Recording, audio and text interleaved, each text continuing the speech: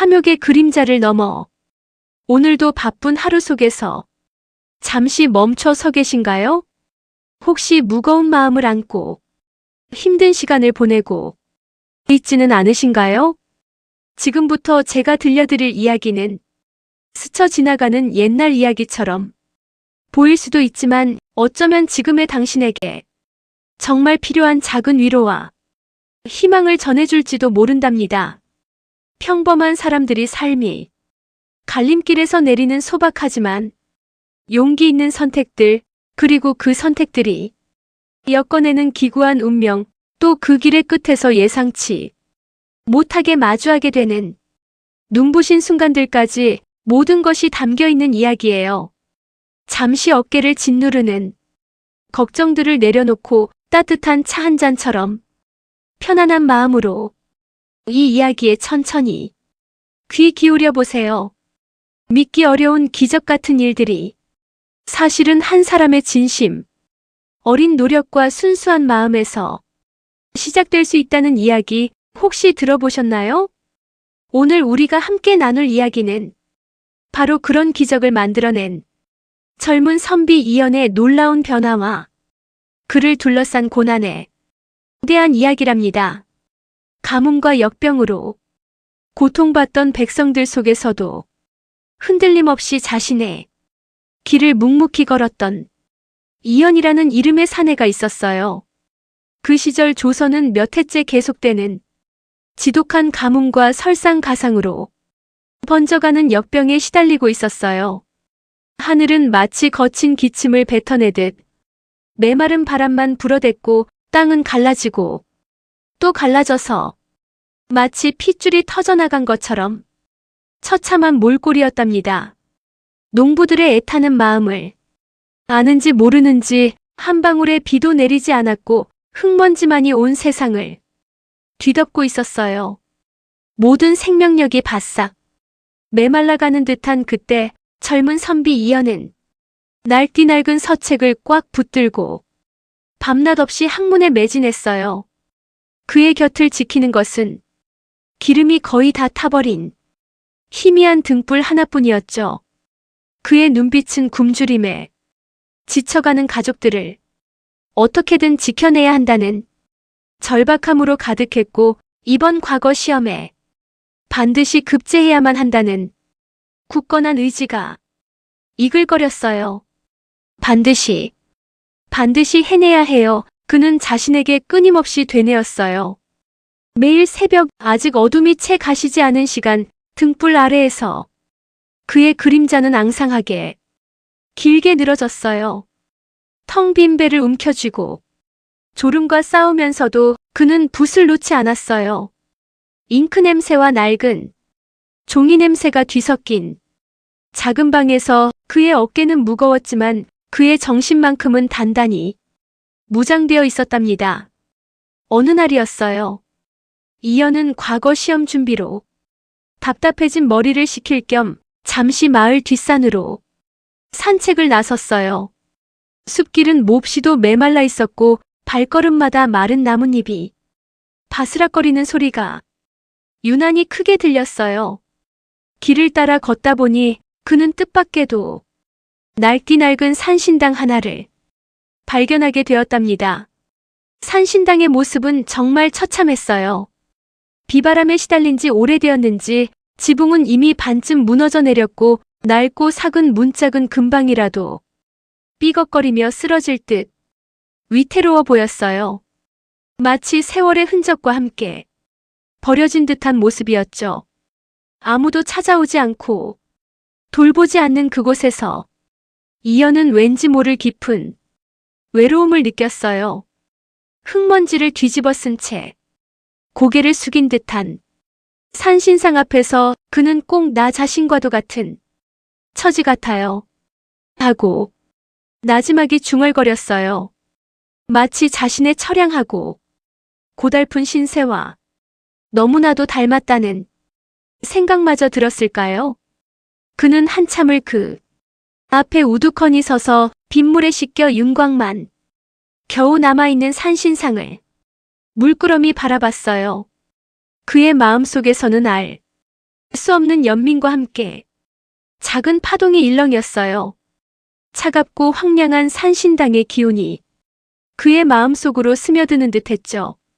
그날 이후였어요. 이연의 일상에는 놀라운 변화가 생겼답니다.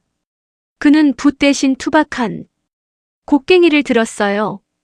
내가 할 수 있는 일이 분명히 있을 거야. 그는 마음속으로 다짐했어요. 매일 새벽 아직 마을 사람들이 깊은 잠에 빠져 있을 시간에 그는 아무도 모르게 산신당으로 향했어요. 어둠 속에서 차가운 새벽 공기가 그의 뺨을 스쳤지만 그의 발걸음은 망설임이 없었어요. 그는 무너진 지붕의 나무 조각들을 하나하나 정성껏 걷어내고 빗물에 사가버린 석가래들을 보수했어요. 빽빽하게 우거진 잡초들로 발 디딜 틈 없었던 마당을 말끔하게 쓸어내고 흙벽이 갈라지고 무너진 곳은 새로이 흙을 다져 쌓아 올렸죠. 그의 투박한 손은 처음에는 굳은 살 하나 없었지만 돌 하나하나를 쌓아 올리고 흙을 다질 때마다 점점 거칠어졌어요. 힘든 육체 노동 중에도 그의 머릿속에는 굶주린 가족들의 얼굴과 반드시 과거에 급제해야 한다는 간절한 꿈이 스쳐 지나갔어요.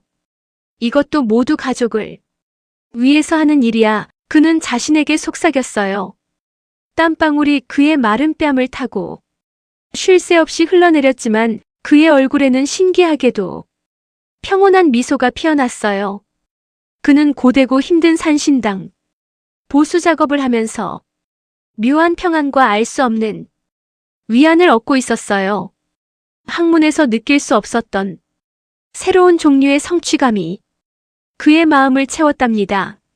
새벽의 차가운 이슬 냄새와 흙 냄새, 그리고 땀 냄새가 뒤섞이며 그만의 특별한 시간이 흐르고 있었어요. 이연의 진심 어린 손길 아래 버려졌던 산신당은 조금씩 아주 천천히 생기를 되찾기 시작했어요. 빛바래고 얼룩졌던 단청 아래에는 어느새 은은하고 고운 색깔이 다시 돌기 시작했고 풀이 무성하여 발이 빠지던 마당에는 깨끗하게 정돈된 흙길이 선명하게 드러났어요. 무너졌던 지붕은 튼튼하게 다시 세워졌고 낡은 문짝도 견고하게 고쳐졌죠. 이제 더 이상 비바람을 맞을 염려가 없었어요. 이연의 꾸준하고 진심 어린 정성이 차갑게 식어버렸던 산신당에 따뜻한 온기를 불어넣고 있었어요. 과연 이 젊은 선비, 순수한 마음과 땀방울이 어떤 놀라운 기적을 불러오게 될까요? 아무도 예측할 수 없는 일이었답니다.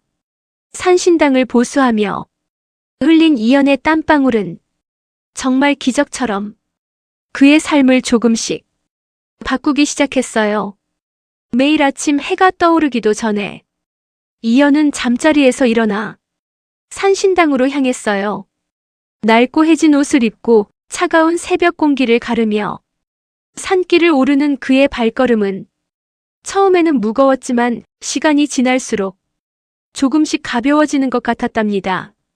그는 산신당에 도착해서는 떨어진 기와를 조심스럽게 고정하고 빗물이 새는 곳을 찾아 막고 주변 잡초들을 정성껏 뽑았어요.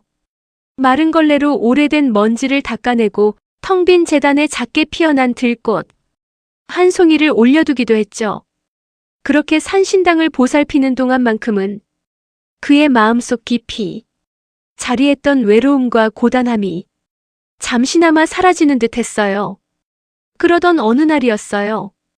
여느 때처럼 고단한 몸을 이끌고 낡은 오두막집으로 돌아온 이연은 익숙하게 삐걱이는 문을 열고 들어섰어요. 집안은 흙냄새와 함께 싸늘한 한기가 감돌고 있었죠. 그는 들고 있던 낡은 책가방을 아무 생각 없이 방바닥에 툭 내려놓았어요. 책가방이 낡은 나무 바닥에 닿는 순간 쨍그랑하는 금속성 소리가 방 안의 정적을 깨고 울려 퍼졌답니다. 이게 대체 무슨 소리지? 뭔가 떨어졌나? 이연은 저도 모르게 눈을 비비며 웅크린 채 바닥을 살폈어요. 눈앞에는 그의 낡은 책가방. 밑에서 굴러나온 듯한 무언가가 영롱한 빛을 내뿜으며 놓여 있었답니다. 어둠침침한 방 안에서도 마치 작은 별처럼 반짝이는 그것은 다름 아닌 금화 몇 잎이었어요. 묵직하고 황금빛 찬란한 금화들이 바닥에 뒹굴고 있는 모습은 마치 꿈속의 한 장면 같았어요.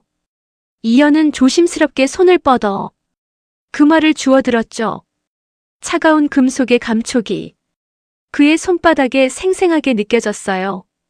금화의 가장자리에는 정교하게 새겨진 문양들이 마치 살아있는 듯 아름답게 빛났답니다. 난생 처음 보는 금화의 모습에 이연의 심장은 마치 북소리처럼 격렬하게 요동쳤어요. 금화, 내가 이걸 어디서 얻었지? 내 주머니는 항상 비어 있었는데 놀라움과 함께 알 수 없는 불안감이 그의 가슴을 옥죄어 왔어요. 이 금화가 어디서 왔는지 도무지 알 수 없었거든요. 그의 기억 속에는 금화를 가질 만한 어떠한 일도 없었으니까요. 하지만 산신당에서 돌아온 직후라는 사실에 그는 묘한 기시감을 느꼈어요. 마치 누군가 자신을 지켜보고 있었다는 듯한 알 수 없는 존재의 따뜻한 손길이 느껴지는 듯한 기분이었죠. 이연은 금화를 낡은 천 조각에 조심스럽게 싸서 깊숙한 곳에 숨겨두었어요. 혹시나 누군가 보게 될까봐 불안한 마음이 들었기 때문이었죠. 그 후로도 마을에는 믿을 수 없는 기적이 계속해서 일어났어요.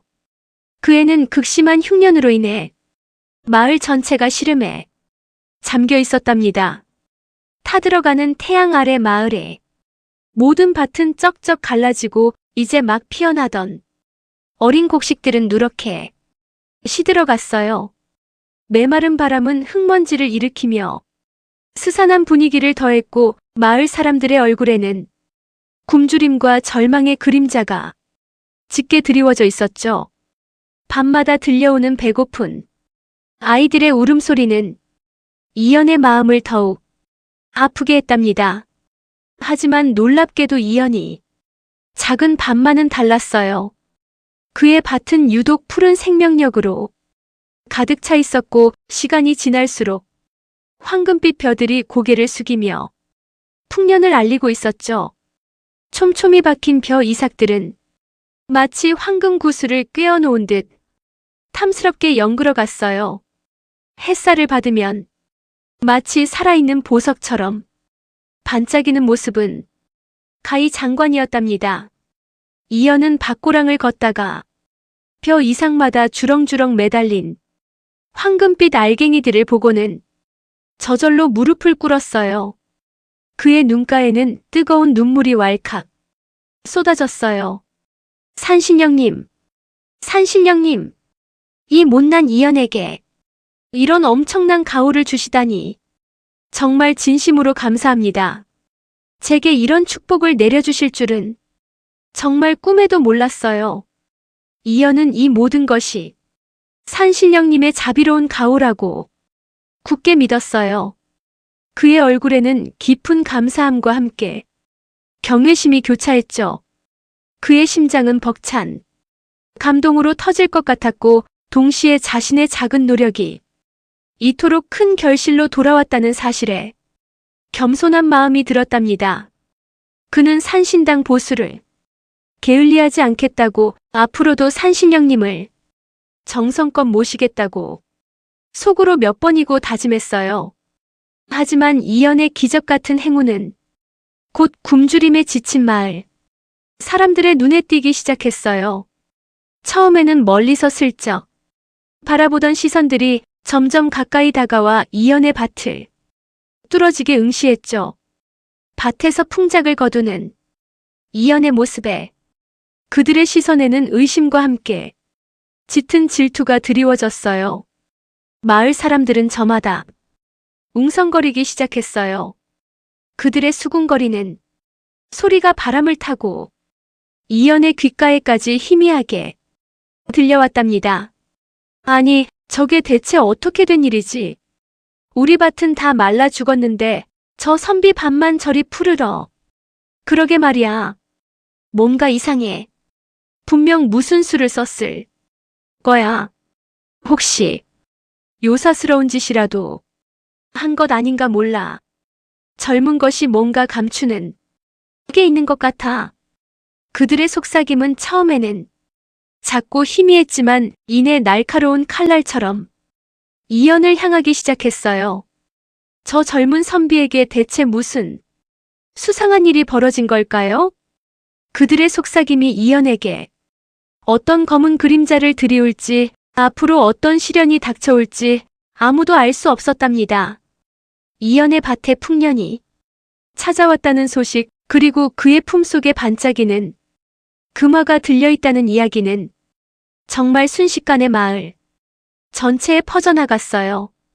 마치 바싹 마른 풀밭에 던져진 작은 불씨처럼 말이죠.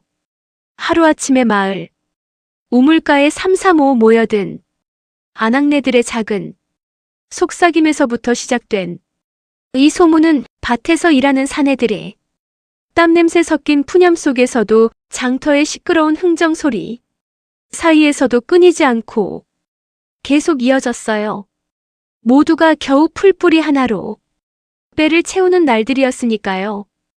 길고 긴 가뭄과 흉년으로 마을 사람들의 얼굴에는 깊은 주름과 검은 그림자가 드리워 있었고요. 그런 절망적인 상황 속에서 이연의 이야기는 처음에는 놀라움 그 자체였어요.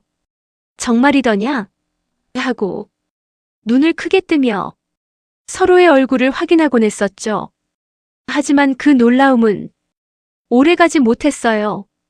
굶주림에 지쳐 예민해질 대로 예민해진 사람들의 마음속에는 이내 시커먼 시기와 질투의 감정이 뿌리내리기 시작했답니다. 이연을 향하던 마을 사람들의 시선은 점점 더 날카롭게 변해갔어요.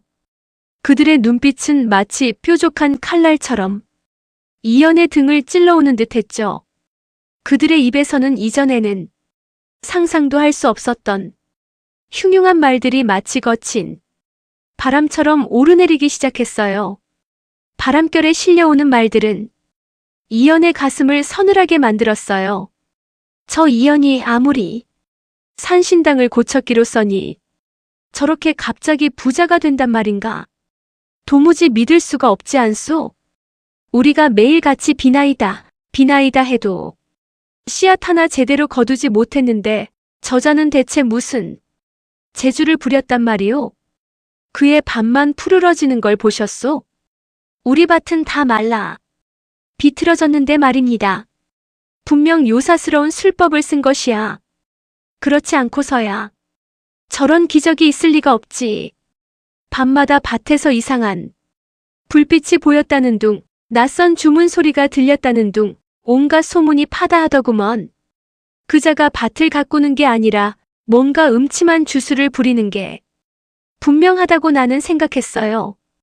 그게 아니면 어떻게 설명하겠어요? 우리는 굶어 죽어가는데 혼자만 배부르다니. 저건 하늘의 뜻을 거스르는 짓이야. 저런 자 때문에 산신령님이 더 노하신 것이 아닐까? 모두가 고통받는 이 시기에 혼자만 복을 받다니 저건 공평하지 않아요. 분명 벌을 받을 것이오. 마을 사람들의 수군거림은 어느새 쉬쉬하는 정도를 넘어 대놓고 들으라는 듯 큰 소리로 이연이 귀에까지 들어왔어요. 그는 매일 아침 밭으로 나가는 길에 저녁 해가 질 무렵 집으로 돌아오는 길에 마을 어귀를 지날 때마다 그들의 차가운 시선과 날선 비난을 고스란히 느껴야 했어요. 이연의 마음은 마치 날카로운 칼에 베인 듯 찢어지는 듯 아팠죠. 도대체 내가 무엇을 잘못했단 말인가? 그저 가족의 안녕을 빌고 황폐해진 산신당을 정성껏 보살폈을 뿐인데 그는 그렇게 생각했어요. 자신의 손바닥에 박힌 굳은 살을 내려다보며 억울함에 입술을 깨물기도 했어요. 돌아오는 것은 싸늘한 비난과 의심뿐이었으니까요. 이연은 더는 참을 수 없다는 듯 굳게 마음먹고 마을 사람들에게 다가가 자신의 억울함을 호소했어요. 그의 목소리에는 그 어떤 거짓도 없는 진심이 담겨 있었고 간절함에 미세하게 떨리고 있었답니다. 여러분, 제발 제 이야기를 들어주세요. 저는 그저 산신당을 돌보며 가족의 평안을 빌었을 뿐입니다. 매일 아침 해가 뜨기 전에 산에 올라 정성껏 보살폈을 뿐입니다. 다른 어떠한 요사스러운 술법도 쓰지 않았어요. 저는 그런 것을 알지도 못합니다. 저의 밭에 풍년이 든 것은 아마도 산신령님의 자비로운 가호일 것입니다. 제가 그저 성심성의껏 보살펴드린 그 마음에 감응해 주신 것이 아닐까 하고 저는 생각했어요. 제발, 제발 저의 진심을 알아주세요. 이연의 목소리는 간절함으로 가득 차 있었지만 마을 사람들은 그의 말을 믿으려는 기색조차 보이지 않았어요. 그의 눈에는 눈물이 그렁그렁 맺혀 있었지만 누구 하나 그를 동정하는 이는 없었죠. 그들의 눈빛에는 여전히 깊은 의심과 감출 수 없는 적개심이 가득했어요. 그들은 이미 이연을 우리와는 다른 존재로 무언가 불길한 힘을 빌려 부자가 된 이방인으로 치부하고 있었답니다. 며칠 전까지만 해도 고개를 숙여 예를 표하고 정겹게 인사를 나누던 이웃들은 이제 이연을 외면했어요. 그들의 얼굴에는 싸늘한 경멸의 표정이 떠올랐고 누군가는 혀를 차며 고개를 돌렸죠. 이연의 앞을 지나칠 때마다 마치 더러운 것을 보듯 피하거나 그의 뒤통수에 따가운 시선이 꽂히곤 했어요. 마치 그의 존재 자체가 마을의 불행을 가져오는 듯이 말이에요. 이연은 마을 한가운데 햇빛이 가장 잘 드는 광장에 서 있었지만 그 어느 때보다 깊은 고립감과 뼛속까지 시린 외로움을 느꼈어요. 마치 자신만 홀로 다른 세상에 떨어진 듯한 기분이었죠. 그날 저녁 마을에 어스름이 깔리고 차가운 바람이 불어왔어요. 이연은 텅 빈 마을길에 홀로 서서 멀어져가는 그림자들만 바라보고 있었어요. 그때 그의 뒤편에서 느릿한 발걸음 소리가 들려왔답니다. 그의 발치에 드리워진 그림자는 점점 더 길어져 이연의 그림자를 집어삼키는 듯 했어요. 그에게 다가오는 그림자는 과연 누구일까요? 이연을 향한 마을 사람들의 차가운 시선과 흉흉한 소문은 마치 들불처럼 번져나갔어요. 처음에는 웅성거리는 작은 불씨 같았지만 점점 그 크기를 키우면서 걷잡을 수 없이 퍼져나갔답니다. 마치 한겨울 칼바람이 불어오는 듯 마을 공기마저 싸늘하게 느껴졌어요. 이연이 집 밖으로 나오기라도 하면 사람들은 저마다 하던 이야기를 뚝 멈추고는 슬쩍 고개를 돌려버리곤 했어요. 그들의 눈빛 속에는 질투와 의심 그리고 알 수 없는 두려움까지 뒤섞여 있었답니다. 길을 가다 마주치면 애써 시선을 피하거나 굳이 얼굴을 마주보지 않고 지나쳐버리기도 했어요. 어쩌면 그들의 마음속에는 자신들의 가난한 처지와 대비되는 이연의 풍요로움이 마치 자신들을 조롱하는 것처럼 느껴졌을지도 모르겠어요.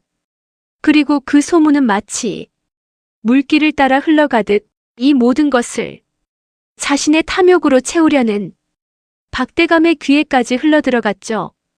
박대감은 기름진 배를 두드리며 자신의 탐욕스러운 눈빛을 번뜩였어요.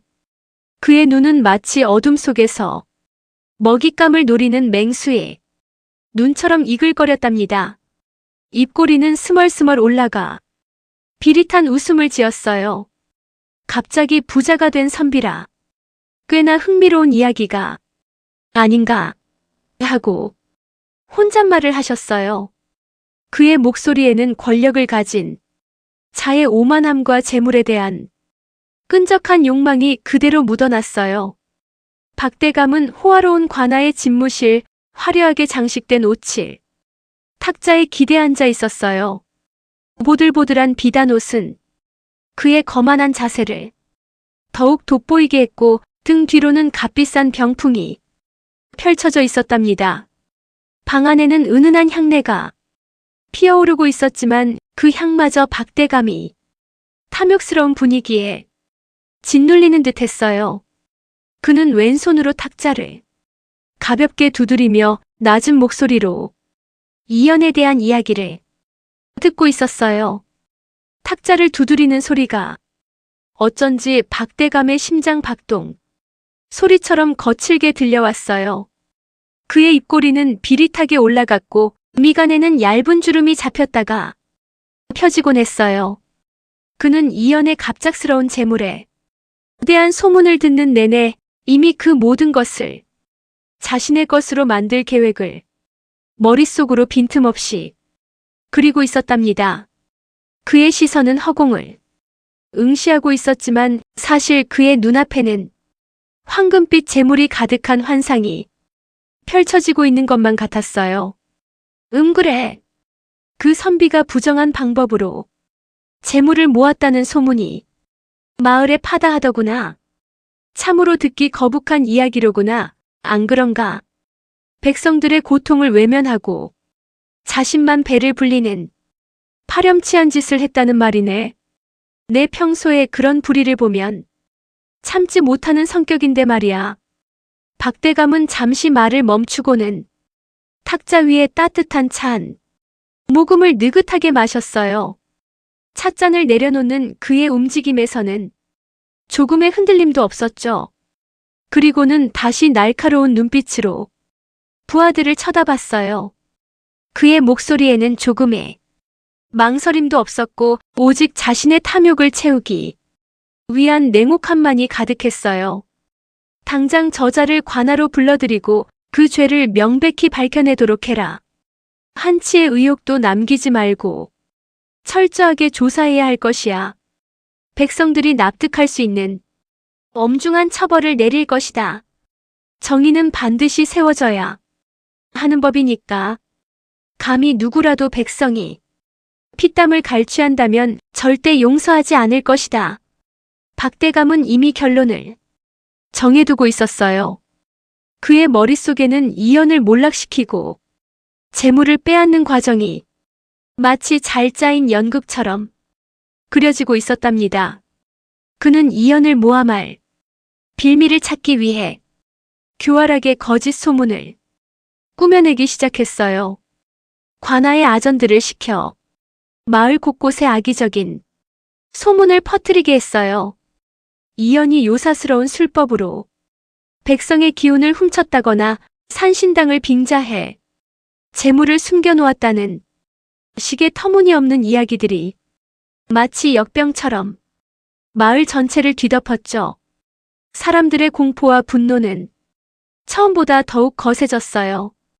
밤이 되면 어두운 골목길에서 웅성거리는 소리가 들렸고 아이들은 이연의 이름을 속삭이며 무서워했답니다. 결국 이연은 박대감의 지시로 관아에 불려나갔어요.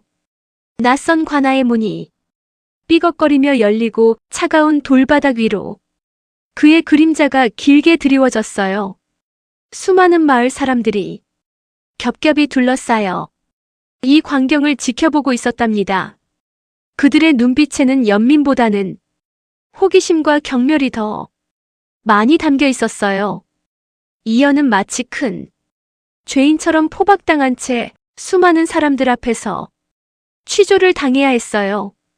그의 심장은 불안감에 거칠게 뛰었지만 애써 침착함을 유지하려고 노력했어요.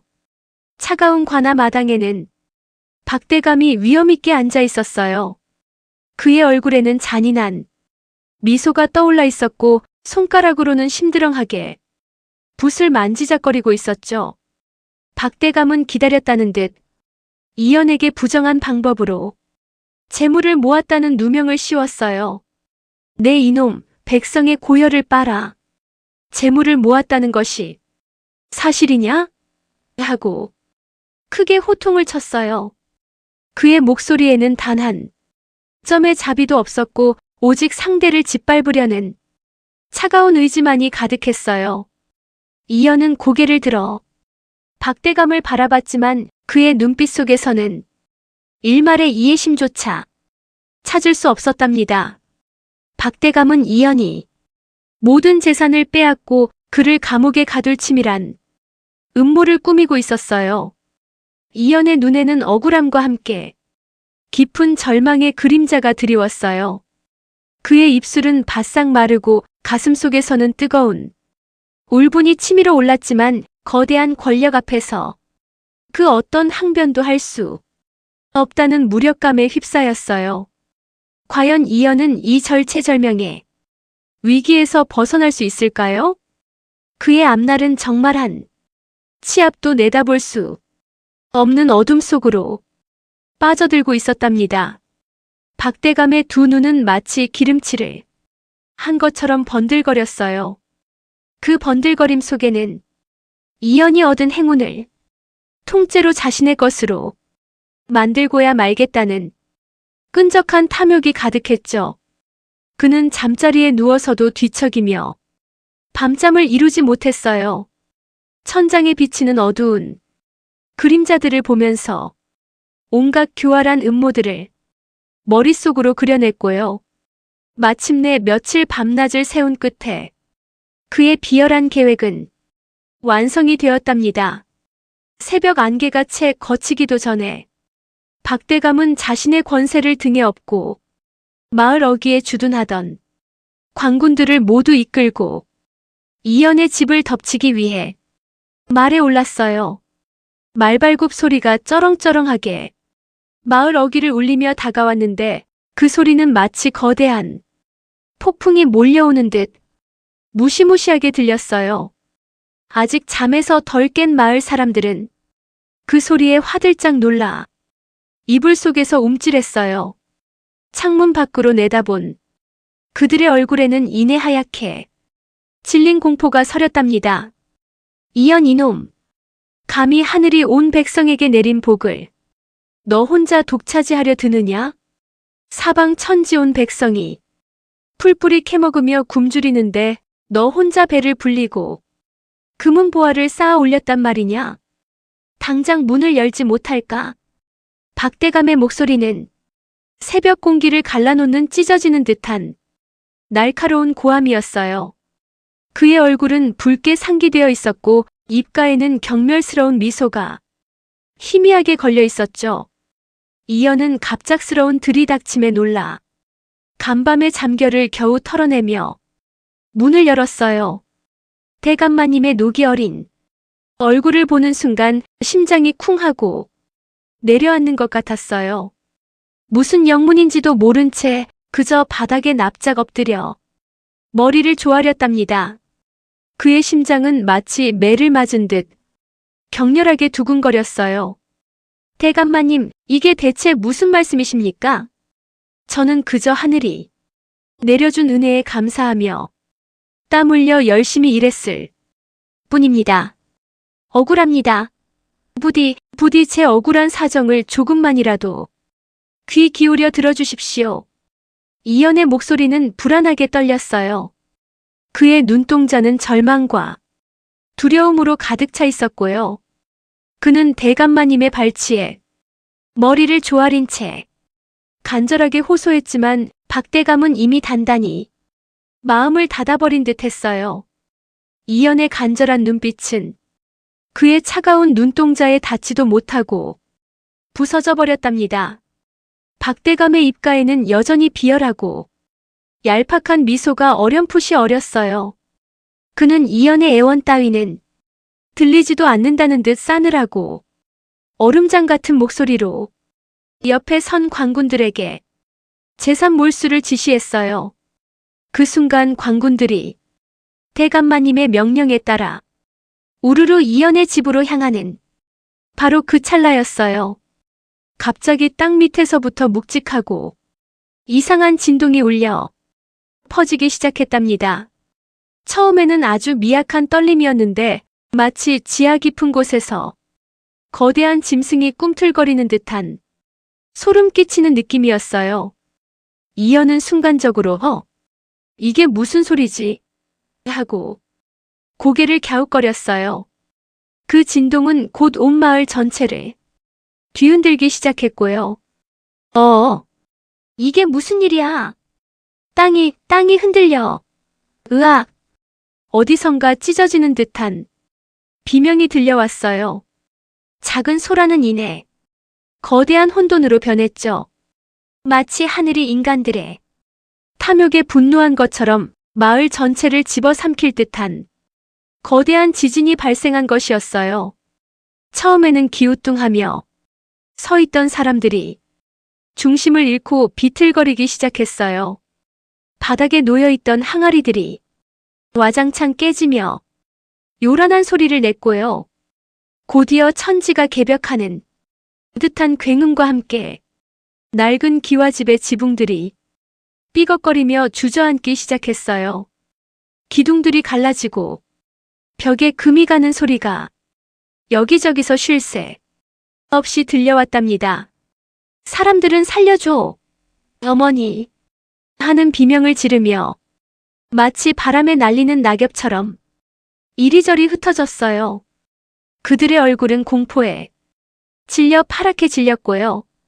땅이 마치 거대한 뱀처럼 꿈틀거리며 갈라졌는데 갈라진 틈새에서는 흙먼지가 뿌연 안개처럼 피어올랐어요. 사방은 마치 아비규환의 지옥 같았죠. 박대감과 광군들마저도 눈앞에서 벌어지는 상상할 수 없는 광경에 혼비백산하며 도망치기에 바빴어요. 박대감의 말은 앞발을 높이 쳐들며 미친 듯이 울부짖었고 그는 안장에 매달려 간신히 균형을 잡으려고 애썼답니다. 이현은 무너져 내리는 집의 마루 기둥 앞에서 자신의 어린 자식들과 아내를 온몸으로 감싸 안았어요. 무너지려는 지붕 파편들이 바로 옆으로 쏟아졌지만 그는 아랑곳하지 않고 가족을 지키려 했어요. 그의 심장은 마치 북소리처럼 쿵쾅거렸지만 가족을 품에 안은 그의 팔에는 단단한 힘이 실려 있었답니다. 땅의 흔들림은 쉽사리 멈출 줄을 몰랐어요. 굉음과 비명이 뒤섞인 아수라장 속에서 과연 이현의 가족은 무사할 수 있었을까요? 그리고 이 거대한 지진은 대체 무엇을 의미하는 신의 계시였을까요? 숨죽이며 다음 이야기를 함께 기다려주세요. 지진이 휩쓸고 간 여파는 정말이지 참혹했어요. 온 마을이 마치 거대한 주먹에 후려쳐진 것처럼 무너지고 모든 것이 뒤엉킨 아수라장이 되어버렸답니다. 하늘을 가득 메웠던 흙먼지가 조금씩 가라앉고 난 뒤드러난 풍경은 마치 지옥의 입구가 열린 것만 같았어요. 숨쉬기조차 힘든 잿빛 공기 속에서 이현이 그토록 땀 흘려 정성껏 돌봤던 산신당마저도 이제는 그 형체를 알아볼 수 없게 처참히 무너져 내렸더군요. 희망이라는 작은 씨앗마저도 산산조각 난 것처럼 느껴지는 깊은 절망감에 마을 사람들은 그 자리에서 넋을 잃고 주저앉아 그저 멍하니 허공만 바라봤어요. 여기저기서 낮은 신음소리와 함께 흙먼지 섞인 기침 소리가 들려왔고요. 사람들은 서로를 찾으며 애타게 이름을 불렀답니다. 어머니, 어머니, 어디 계세요? 아내, 여보, 괜찮아요? 이현의 목소리에는 거친 숨소리와 함께 극심한 불안감이 그대로 묻어났어요. 그의 눈동자는 흙먼지 속에서도 번개처럼 움직이며 사랑하는 가족들을 찾아 헤맸답니다. 무너진 자네들 사이를 헤치며 그의 심장은 쿵쾅거렸어요. 한 걸음 한 걸음을 내디딜 때마다 발밑에 부서진 나무 조각과 돌멩이들이 으스러지는 소리가 귀를 찢을 듯 울렸고요. 마침내 저 멀리 무너진 담벼락 옆에서 서로를 꼭 끌어안고 있는 어머니와 아내의 모습을 발견했어요. 그 순간 이연의 가슴을 짓누르던 커다란 돌덩이가 비로소 사라진 것만 같았답니다. 어머니, 아내. 다행이다. 정말 다행이야. 안도의 한숨과 함께 가족을 끌어안았지만 그의 시선은 이내 무너진 산신당 자리로 향했어요. 온몸에 힘이 빠져나가는 듯한 기분이었죠. 이연은 그저 말없이 무너진 산신당을 바라보며 뜨거운 눈물을 하염없이 흘렸어요. 그의 순수한 노력과 정성의 흔적이 마치 거짓말처럼 사라져버린 것만 같아서 마음이 너무나도 아팠답니다. 내가 이렇게 정성을 다했는데 결국 아무것도 지키지 못했구나. 그의 마음속에서는 이런 자책감이 소용돌이쳤어요. 그 순간만큼은 세상의 모든 빛이 사라진 것만 같았어요.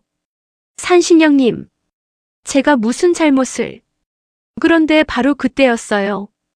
그 깊은 절망과 폐허 속에서 아주 기이하고도 신비로운 일이 벌어졌답니다. 이연이 무너진 산신당을 바라보며 눈물 흘리던 바로 그 자리, 흙과 돌무더기가 뒤섞인 땅이 마치 살아있는 생명체처럼 꿈틀거리더니 이내 기이하게 갈라지기 시작했어요. 처음에는 아주 미세한 틈이었는데 쩌저적 소리와 함께 그 틈은 점점 더 커졌답니다. 마치 거대한 힘이 땅 속에서 솟아오르려는 듯한 느낌이었죠. 그리고 그 갈라진 땅의 깊숙한 곳에서 믿을 수 없는 신비로운 빛이 서서히 뿜어져 나오기 시작했어요. 그 빛은 처음에는 희미한 푸른빛을 띠는 듯 했는데 순식간에 영롱한 황금빛으로 변하더니 이내 주위를 압도하는 강렬한 광채를 내뿜기 시작했어요. 폐허가 된 마을의 어두운 하늘을 순식간에 밝히는 듯한 영롱하면서도 기묘한 빛이었죠.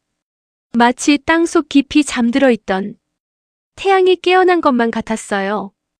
빛이 뿜어져 나오면서 주변의 공기는 묘한 진동과 함께 따뜻하면서도 서늘한 기운으로 가득 찼답니다. 사람들은 본능적으로 뒷걸음질 치면서도 그 빛에 홀린 듯 눈을 뗄 수가 없었어요. 저게 대체 뭐야? 으아, 눈이 부셔. 여기저기서 놀라움과 함께 두려움에 찬 비명 소리가 터져 나왔어요.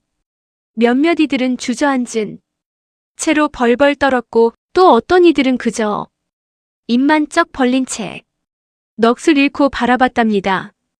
박대감도 예외는 아니었어요. 그의 얼굴은 방금 전까지 거만한 표정 대신 새하얗게 질려 있었고 두 눈은 공포에 질려 잔뜩 커져 있었어요. 이게 대체 무슨 변고냐? 저 빛은... 박대감의 목소리는 평소의 위세는 온데간데 없이 바들바들 떨렸어요. 그의 머릿속은 이것이 또 다른 행운인가? 아니면 재앙인가? 하는 복잡한 생각들로 뒤엉켜 있었답니다. 순간적으로 욕심이 꿈틀거렸지만 동시에 알 수 없는 거대한 공포가 그의 심장을 옥죄어 왔어요. 빛은 더욱 강렬해졌고 사람들의 시선은 자연스럽게 그 빛이 뿜어져 나오는 곳으로 향했어요. 빛을 따라 시선을 옮기자 갈라진 땅속 깊이 박혀있던 거대한 고대 석판 하나가 서서히 그 모습을 드러내기 시작했어요. 석판은 마치 검은 옥으로 만들어진 듯 빛을 머금고 영롱하게 빛나고 있었답니다.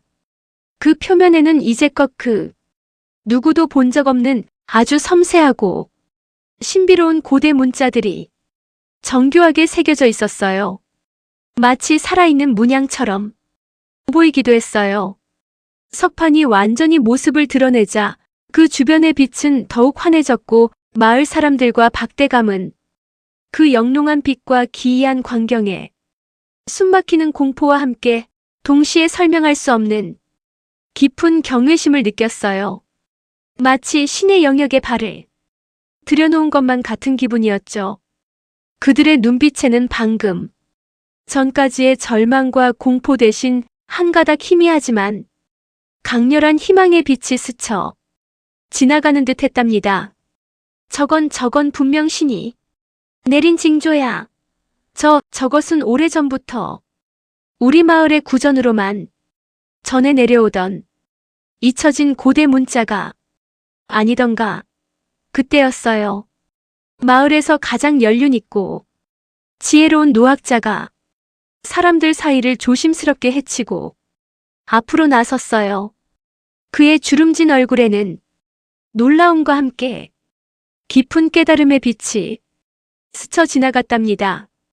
그의 손은 너무나 떨려서 지팡이를 제대로 잡고 있지도 못했어요. 그는 석판에 새겨진 그 잊혀진 고대 문자를 마치 꿈을 꾸는 사람처럼 멍하니 바라보며 아주 조심스럽게 해독하기 시작했죠. 그의 눈빛은 석판에 고정되어 있었고 입술은 무언가를 중얼거리는 듯 미세하게 움직였어요.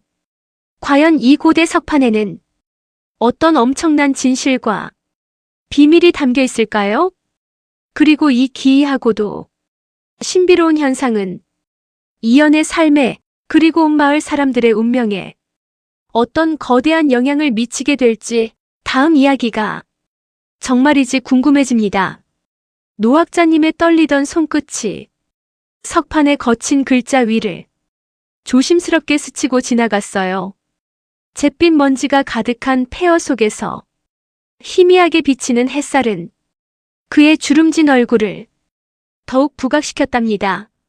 마치 수백 년 전의 이야기를 직접 더듬어 읽어 내려가는 것처럼 그의 손가락은 글자 하나하나에 닿을 때마다 미세하게 경련하는 듯 했어요. 숨막히는 침묵이 마을 사람들을 짓눌렀고 모두의 시선은 한 치의 흔들림도 없이 오직 노학자님께만 집중되었어요. 무너진 건물 잔해 사이로 가늘게 불어오는 바람, 소리마저도 크게 들리는 듯한 긴장감이었어요. 노학자님은 안경을 고쳐 쓰고는 떨리는 숨을 한번 깊게 들이쉬셨답니다. 그의 눈은 마치 오랜 시간 봉인된 비밀을 풀어내기 위해 모든 지혜를 끌어모으는 듯 보였어요. 마침내 노학자님의 입술이 천천히 열렸고 그곳에서 흘러나온 첫 단어들은 모두를 경악게 할 충격적인 진실의 서막을 알렸답니다. 그 진실은 마을 사람들이 모든 예상과 기대를 산산조각 내버렸고 마치 한겨울 찬물이라도 끼얹은 듯 모두를 얼어붙게 만들었어요. 석판에 쓰여있기를 이연에게 쏟아졌던 번쩍이던 금화들은 사실은 지진으로 산사태가 나면서 흙 속에 깊이 묻혀있던 아주 오래된 평범한 노쇠 조각들이었다고 해요. 금빛으로 보였던 것은 땅속의 특정 광물들과 반응하면서 표면이 마치 금처럼 번쩍이게 변한 것뿐이었다고 그렇게 적혀 있었어요. 노학자님의 말이 채 끝나기도 전에 마을 사람들 사이에서는 억눌렸던 경악과 함께 우렁찬 웅성거림이 삽시간에 터져나왔어요. 뭐라고? 노쇠 조각들이라고 하는 외마디. 비명들이 여기저기서 터져나왔고 서로의 얼굴을 마주보며 믿을 수 없다는 표정들을 지었답니다. 마치 거대한 충격파가 그들을 덮친 듯 몇몇은 휘청거리기도 했어요. 박대감님의 얼굴은 순식간에 시뻘겋게 달아오르며 온갖 분노와 좌절감으로 잔뜩 일그러졌어요. 그의 눈동자는 믿을 수 없다는 듯 크게 뜨였고 입술은 부들부들 떨렸답니다. 자신이 그렇게 탐내고 빼앗으려 했던 것이 한낱 노쇠 조각에 불과했다는 사실이 그의 머릿속을 강타했어요. 그는 순간 자신이 이토록 어리석었나 하는 생각에 숨쉬기조차 힘들었을 거예요. 이연님의 밭이 풍년이 들었던 이유. 역시 이제야 비로소 명확하게 밝혀졌어요. 노학자님의 목소리는 잠시 잦아들었던 소란 속에서 다시 한번 차분하게 이어졌답니다. 그리고 이연님이 그 샘물을 청소하면서 우연히 수백 년 전부터 이 마을 아래로 이어져 내려오던 고대수로 시스템의 일부를 복구하게 되었던 것이라고 합니다. 그 덕분에 오랜 세월 메말라 갈증에 시달리던 밭에 다시 맑은 물이 끊이지 않고 흐르게 되었던 것이라고 해요. 이전에는 아무도 알지 못했고 그저 황폐하게 버려져 있던 샘물이었는데 이연님의 작은 정성과 노력이 이토록 엄청난 결과를 가져왔던 것이지요. 모두가 숨을 죽이고 노학자님의 다음 말을 기다렸어요. 마을 사람들의 얼굴에는 놀라움과 함께 깊은 성찰의 그림자가 드리워졌답니다. 그들은 이연님을 질투하고 비난했던 자신들의 행동이 얼마나 어리석었는지 깨달아가기 시작했어요. 박대감님은 여전히 굳어진 표정으로 꼼짝도 하지 않았어요. 그의 심장 속에서는 분노와 함께 무언가 거대한 것이 무너져 내리는 듯한 공허함이 밀려왔을 거예요. 노학자님은 깊은 한숨을 쉬며 석판의 마지막 구절을 천천히 읽어 내려가셨답니다. 석판은 이내 준엄하고도 엄숙한 경고의 메시지를 던졌어요. 탐욕으로 모든 것을 강제로 취하려 하는 자에게는 결국 아무것도 남지 않는 허상만이 뒤따를 것이며 진정한 풍요와 축복은 오직 지혜로운 마음과 이웃을 향한 너그러운 나눔에서 비롯된다는 내용이었어요. 이 준엄한 말을 들은 마을 사람들의 어깨는 일제히 축 늘어졌고 고개를 푹 숙인 채 자신들의 어리석음과 그동안 품었던 오해에 깊이 후회하는 표정들을 지었답니다. 그들은 이연님을 그토록 비난하고 시기했던 자신들의 행동 하나하나가 떠올라 가슴을 치며 괴로워했어요. 어떤 이는 눈물을 글썽이기도 했답니다. 박대감님은 자신이 그토록 모든 것을 걸고 탐냈던 것이 결국 아무것도 아닌 하찮은 노쇠 조각에 불과했음에 망연자실하며 깊은 절망감에 빠져들었어요. 그의 눈빛은 이 세상에 모든 빛을 잃은 듯 공허함으로 가득 찼고 그의 입에서는 아무런 소리도 나오지 않았답니다. 그저 멍하니 폐허가 된 자신의 집터를 바라볼 뿐이었어요. 진실이 드러난 지금 마을은 더 이상 이전과 같지 않을 것 같았어요. 이연님의 운명은 또 어떤 새로운 길을 맞이하게 될까요? 다음 이야기가 정말이지 기다려집니다. 고대 석판의 놀라운 진실이 드디어 밝혀지자 그 자리에 모여있던 마을 사람들은 일제히 자신들의 어리석음에 깊이 탄식하며 고개를 숙였어요. 희미하게 비치던 햇살 아래 흙먼지가 자욱한 폐허 속에서 그들의 얼굴에는 충격과 함께 깊은 후회의 그림자가 드리워져 있었답니다. 그동안 이연에게 던졌던 차가운 시선과 험담들이 마치 부메랑처럼 되돌아와 가슴을 쿵 하고 때리는 듯한 느낌이었을 거예요. 그들의 눈빛에는 이제 더 이상 이연을 향한 시기와 질투는 찾아볼 수 없었어요. 오직 진심 어린 후회와 반성의 빛만이 가득하게 담겨 있었지요. 한마을 사람은 슬그머니 손으로 입을 가리며 조용히 흐느끼기 시작하기도 했어요. 스스로의 잘못을 깨달았을 때 오는 먹먹함과 죄책감 같은 것이었을 거예요. 이연 어르신, 저희가 그동안 정말 너무나 어리석었습니다. 부디 너그러이 용서해 주시겠어요? 저희의 죄송한 마음을 어떻게 표현해야 할지 모르겠어요. 아니에요, 마을 사람들. 그런 말은 하지 않아도 괜찮아요. 이제라도 이렇게 진실을 알게 된 것이 가장 중요한 일이지요. 저는 괜찮아요. 이연은 차분하고 온화한 목소리로 그들을 다독였어요. 그의 얼굴에는 어떤 원망이나 분노도 없었고 그저 이해와 용서의 따뜻함만이 어려 있었답니다. 마을 사람들은 이연의 그런 모습에 더욱더 깊이 반성하고 스스로를 꾸짖었을 거예요.